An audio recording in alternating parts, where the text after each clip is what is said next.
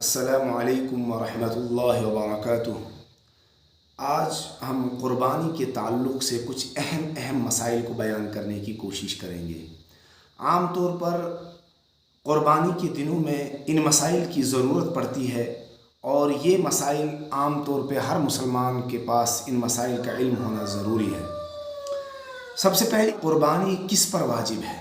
ہر عاقل بالغ مقیم مسلمان مرد اور عورت پر واجب ہے جو صاحب نصاب ہو، یعنی جو نصاب کا مالک ہو، یا اس کی ملکیت میں ضرورت سے زائد اتنا سامان موجود ہو جس کی مالیت 52.5 تولہ چاندی کی قیمت کے برابر ہو۔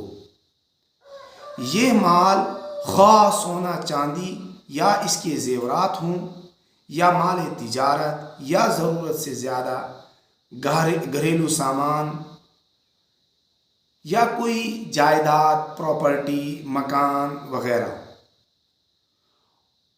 یہ چیزیں اگر انسان کے پاس ہیں، وہ جو ہے نصاب کا مالک ہے، تو اس کے اوپر قربانی واجب ہے۔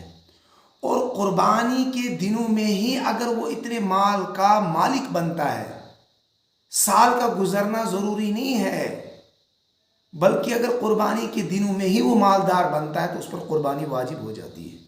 سال کا گزرنا شرط اور ضروری نہیں ہے، جس طرح زکوٰۃ کے مال میں سال کا گزرنا شرط ہے۔ قربانی کے تعلق سے ایسا کوئی مسئلہ نہیں ہے۔ اسی طرح سوال یہ ہے کہ کیا ایک جانور پورے گھر والوں کی طرف سے کافی ہو جائے گا؟ نہیں، گھر میں جتنے افراد صاحب نصاب ہیں، ہر ایک کو الگ الگ قربانی کرنی پڑے گی، ہر ایک کو الگ الگ قربانی دینی ہے۔ ایک ساتھی ایک نے سوال کیا ہے، کیا بیوہ عورت بھی قربانی کر سکتی ہے؟ جی ہاں، بیوہ عورت بھی قربانی کر سکتی ہے۔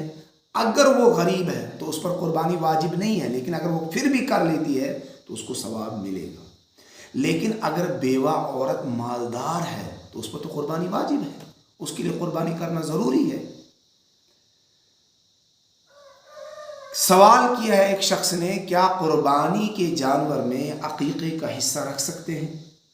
تو قربانی کے جانور میں اگر ہم قربانی کا حصہ رکھ رہے ہیں اور ساتھ میں عقیقے کا حصہ رکھ رہے ہیں، 1 حصہ 2 حصہ 3 حصے، جتنے حصے ہم رکھنا چاہیں، تو ہاں، قربانی کے جانور میں عقیقے کا حصہ رکھا جا سکتا ہے، رکھ سکتے ہیں عقیقے کا حصہ۔ سوال ہے کہ جو بڑا جانور ہے، تو کیا بڑے جانور میں صرف 4 لوگ بھی اگر اس میں حصہ رکھ لیں تو کیا وہ کافی ہو جائے گا؟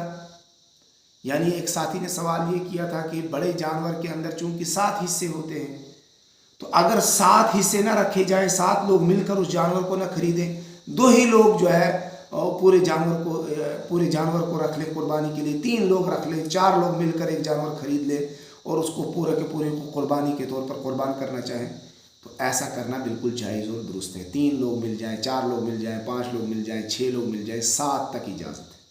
لیکن اگر 8 لوگوں نے مل کر ایک جانور قربان کرنا چاہا تو ایک کی بھی قربانی نہیں ہوگی، کسی کی قربانی نہیں ہوگی۔ 7 سے نیچے جتنے لوگ، چاہے 2 3 4، چاہے اکیلا آدمی پوری قربانی کرنا چاہے 7 کے 7 حصے، تب بھی جائز اور درست ہے۔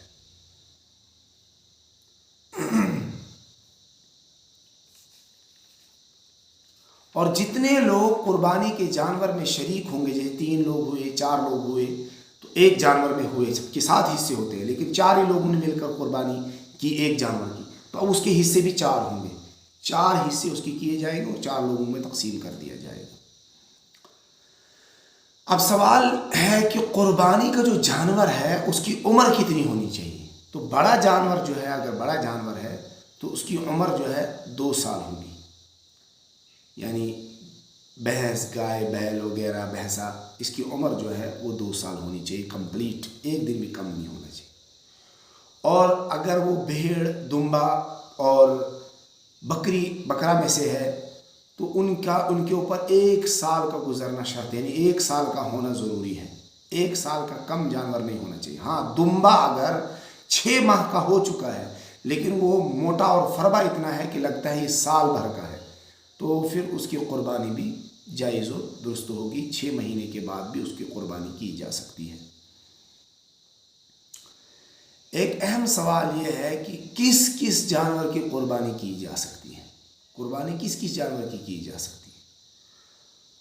तो कुर्बानी बकरा बकरी, भेड़ दुम्बा, गाय बैल, भैंस भैंसा, ऊंट और ऊंटनी, इन जानवरों की कुर्बानी होगी। इसके अलावा किसी जानवर की कुर्बानी नहीं होगी।